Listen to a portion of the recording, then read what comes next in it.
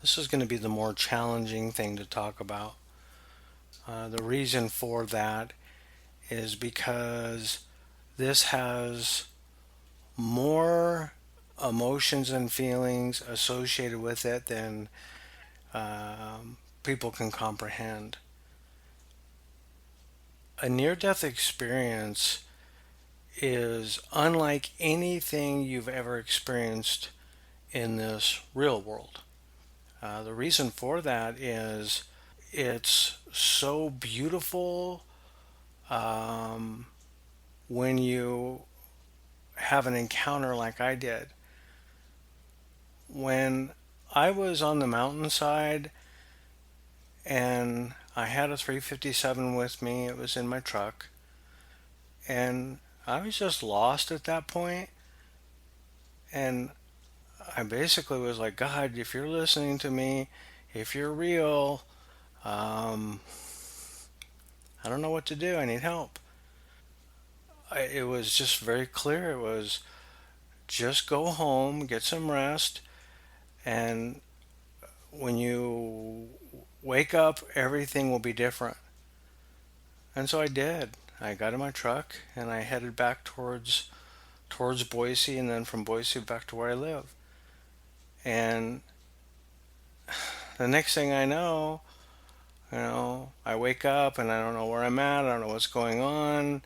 I don't I don't know where. I think I'm in another state. I think I'm in another city. All over the board. My brain was basically rebooting because I had caused some damage. Now, flash forward, I know exactly when it was. It was right after, it was the night of Halloween. And um, my mom had come from Mississippi and was at the hospital with me. She was being a good mom. She was there for her son.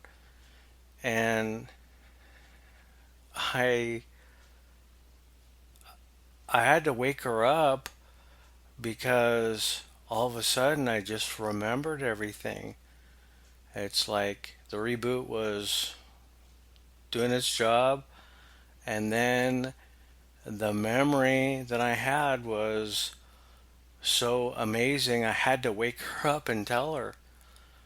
And let me just I'm going to kind of go back and forth because I'm doing this just freestyle. This I have not written because I don't really it's very hard to do, but I think by describing how I'm feeling and just talking right now, this is going to be the best way to do it.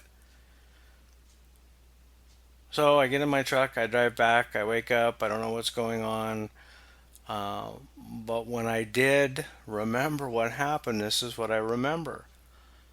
I remember the windy, curvy road going into Idaho City.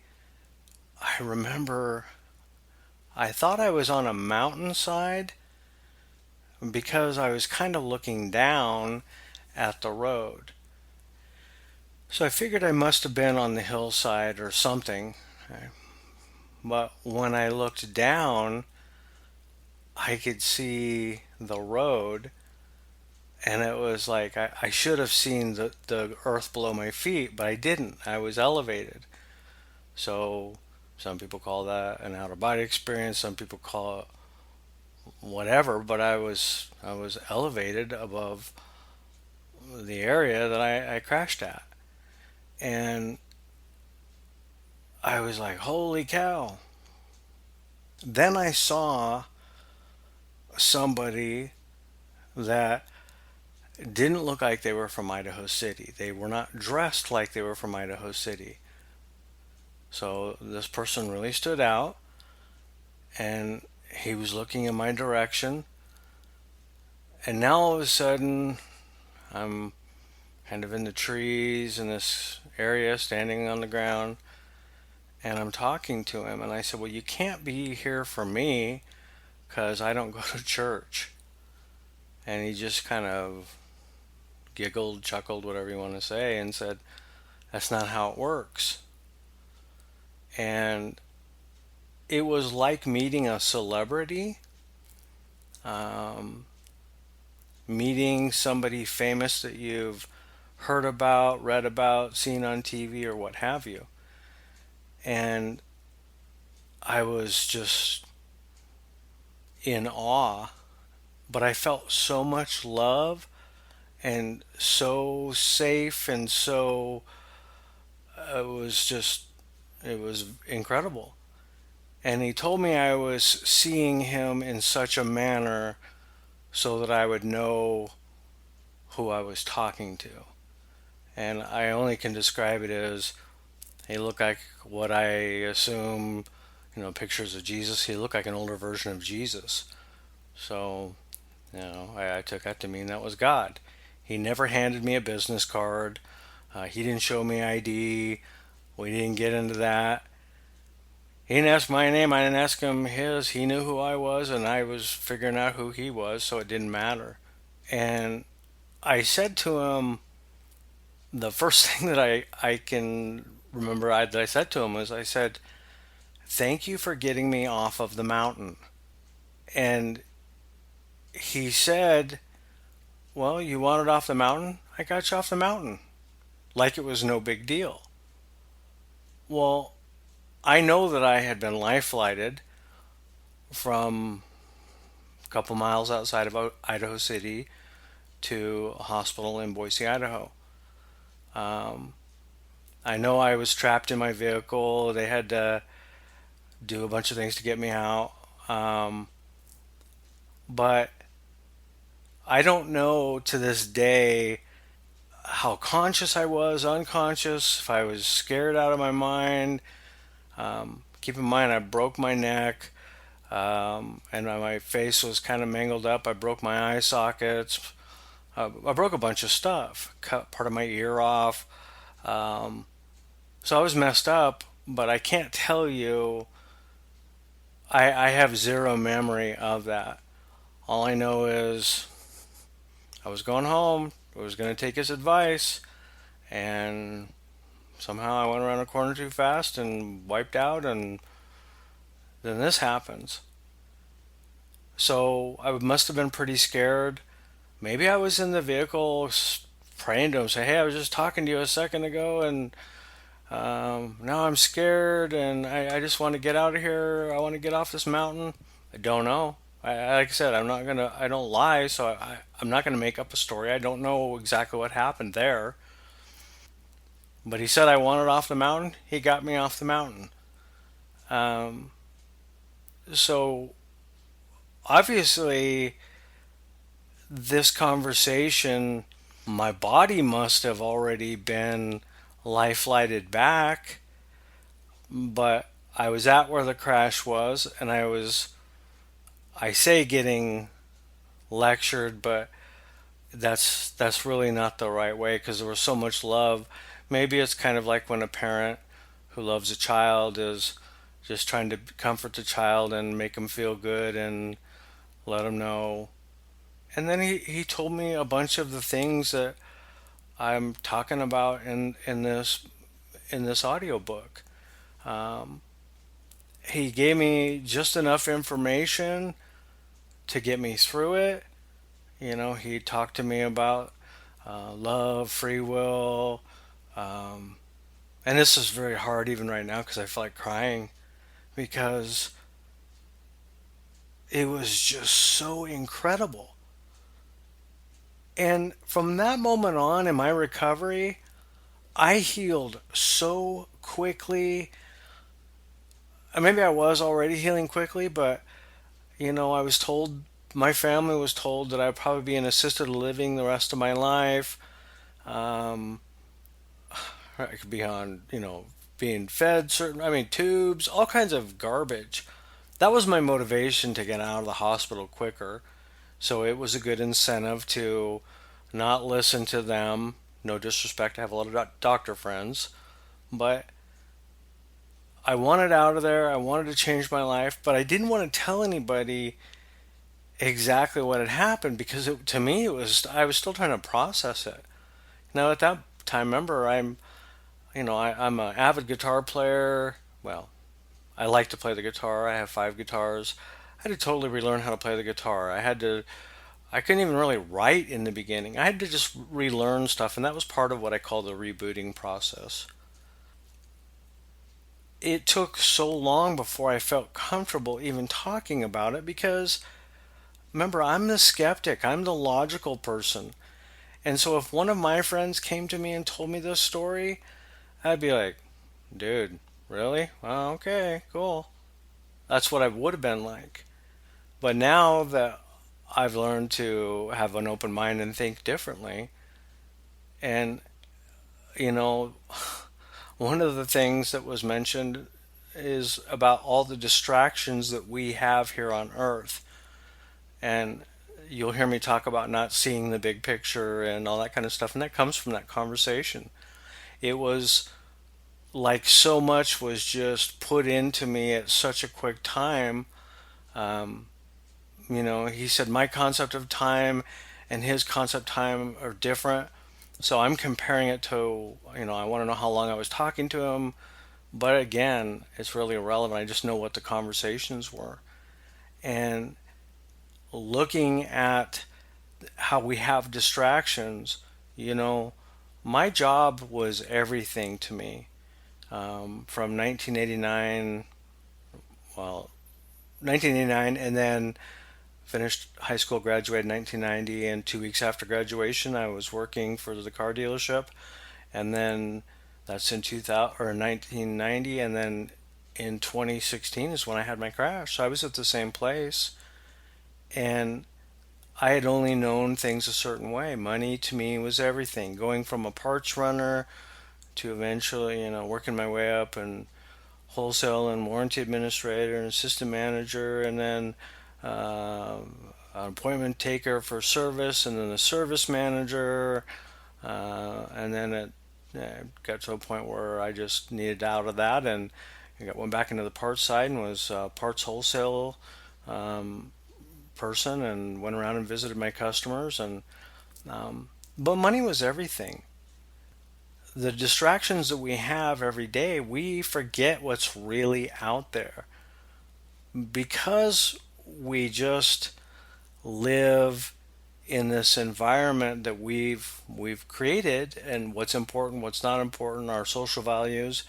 Um, we just need to understand that the near-death experience, when you hear people, and that was what helped me, was going on YouTube and hearing other people talk about it. And when I did, I realized these people have this, it just is so overwhelming, it's mind-boggling, and it just, and so for me to have that experience that these other people had and not really know what other people had said.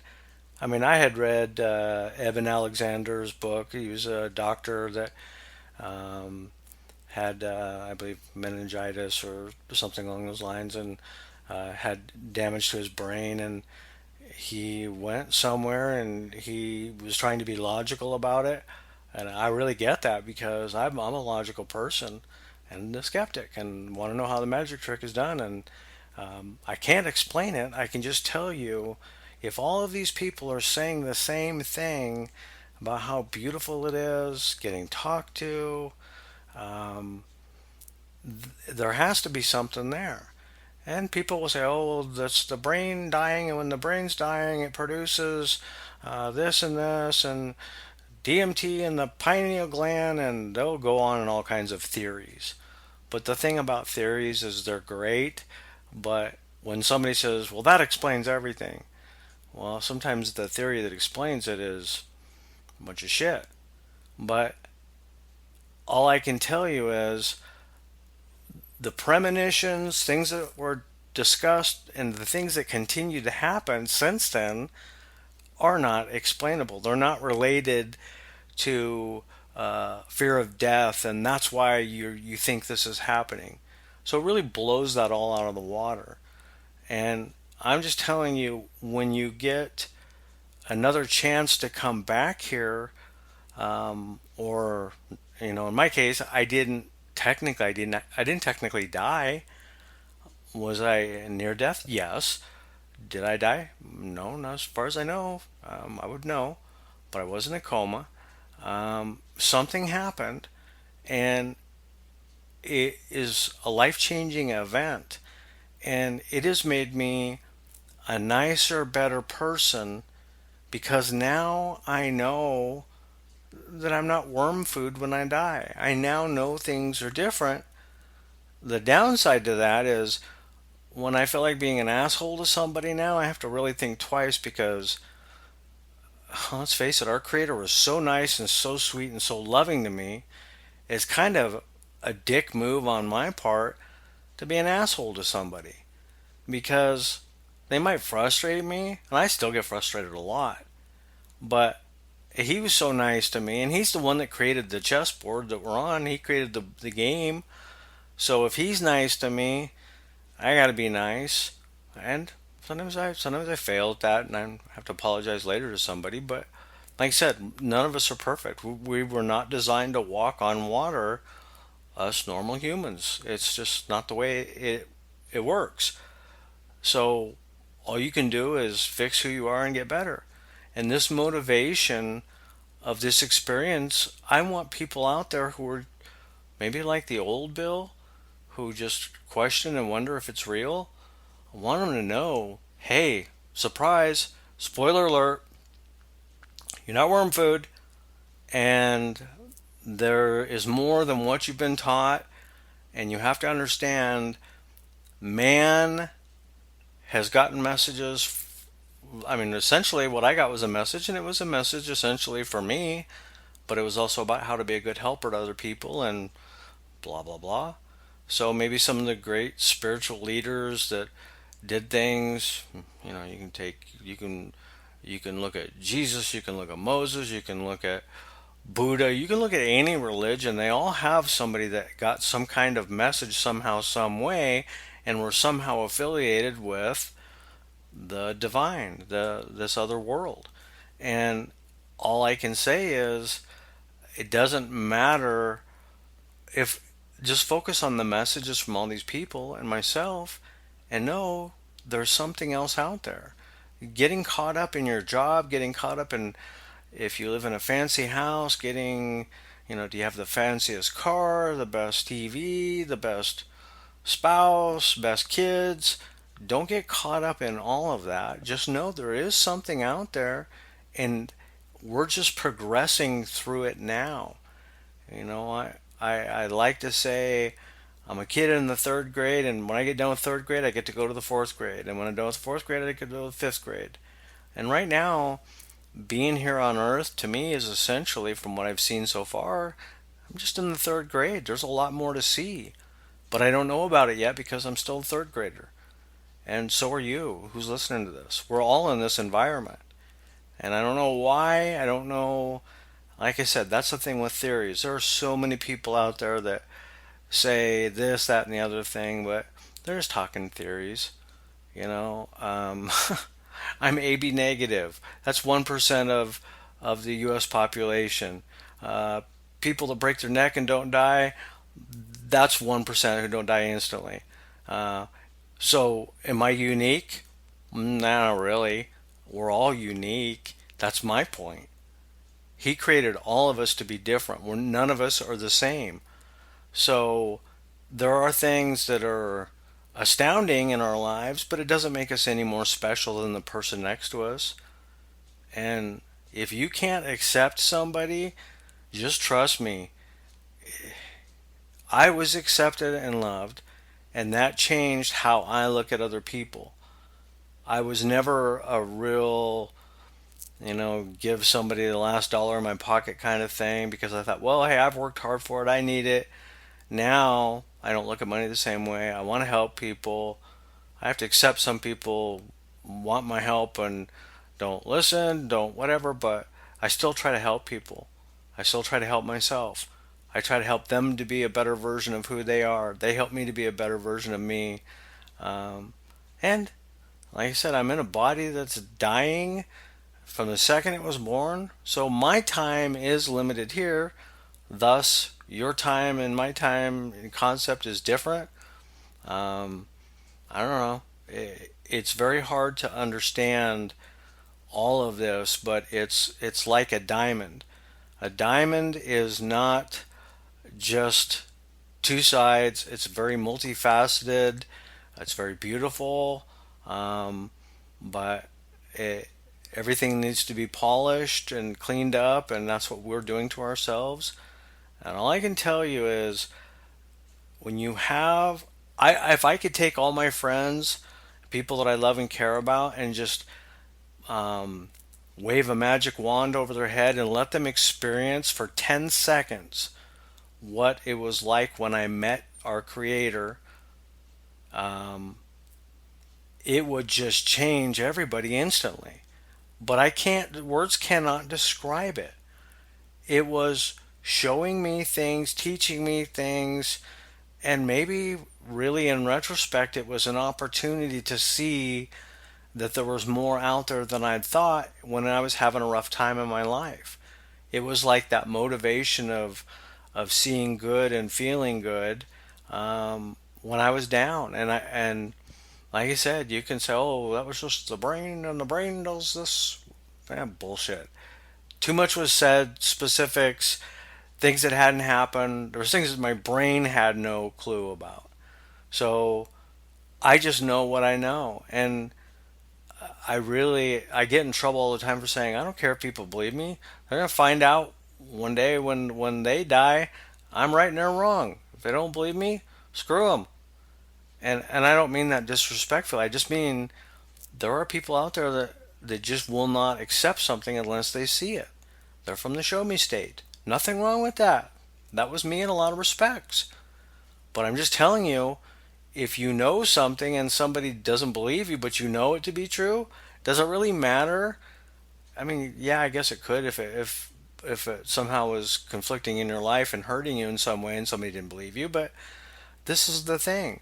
If you're just good and you don't get caught up on all these distractions and you kind of stay focused on just being good and loving, why is it that all religions and on cultures and animals and people want to be nice and loving? Why is that? Back to like what he told me, you can't see love under a microscope, but it's there. And why is it there? Because it's important to him. And being able to make our own decisions is important to him. And I'm just telling you that it was a life changing event. I needed to do this book project so that I could at least share with you what I experienced. And again, not every near death experience is identical. There's a lot of similarities, but we're not identical. There is no it's but there's a common denominator there, and it's all about uh, things that are symbolic, things that are points to teach you learning, love, the ability to believe it or not believe it, the free will, like I said, love, free will, being good, being nice, all that kind of stuff that was reiterated to me is still very important to me. And so I have to accept it within myself, and I have to accept it. You should question everything, but you should also use the information to help you make a good decision. And that's where I keep trying to make these points to you. And it was hard talking about this because, like I said, the feeling, it was so beautiful. And then when you realize your body's broken and you're hurting and you're stuck here, yeah, I felt ripped off because I wanted that.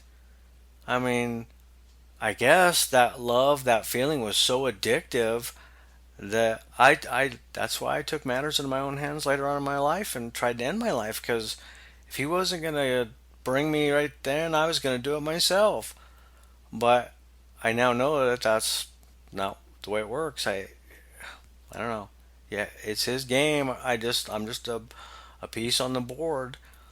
So I can't just control the game, but I hope this book helps you understand if you had doubt, if you had question, if you worried, um, if you thought, well, I don't fit into this religion or this tribe or that tribe. Um, like I said, just go straight to the source. You know, people have been praying for a long time for a reason. You don't have to have a book to do it. You don't have to have a mouth to do it. You just have to take the time to do it. And if you have an open mind, you'll get the answers instantly to your dilemmas. Or like in my case, sometimes it doesn't work like that, Bill. Actually, they never say Bill. It's because they you know who they're talking to and they know who they're talking to, so names never come up. I think that's strange as well. Um, but you can ask anything. They're there to help you. And like I said, God's a big boss, but He has a lot of assistant managers, helpers. You can call them spirits, guardians, angels, whatever you want to call them. But they all work for the big guy. And He's very loving, kind, nice. Um, and I'm just excited for whatever the fourth grade looks like after experiencing the third grade. I hope this helps you understand a little bit better about the near death experience. Just to add to that, after he talked to me, um, after I had said thank you for getting me off the mountain, and then he talked to me, then all of a sudden I'm in, weeks have gone by and I'm at the hospital. And so um, I wished I hadn't damaged my brain. I hadn't caused some injury. I could maybe remember more, but it doesn't matter. I remember the important stuff. And like I said, you can take it with a grain of salt. I want you to. I want you to question everything. I'm just telling you, it's freaking real. You don't have to believe it. Like I said, I get the last laugh on you if you don't believe me. And if you do believe me, cool. We'll have a discussion and talk about the things that were shown to me then, or some of the things that have been kind of nudged in my direction since then. All of them have been about helping me help myself and helping you and helping others around. Um, that's really the big goal of the game, is to be very loving, kind, and survive and learn things. And my near death experience changed me for the best. My friends that knew me before say I'm even nicer now, and I think they look at the fact that I lost everything. I lost my job, I lost all my money, I lost everything. It was a very bad time, and so maybe they don't understand why I'm better now, because they think in their mind, well, remember everything's patterns. Well, pattern is he should be freaking miserable, and but I'm not, and I'm not because of one thing. That experience was an eye opener, and just know your day is coming, because death and taxes are the only guaranteed things, people. So, thank you. I appreciate it, and peace out.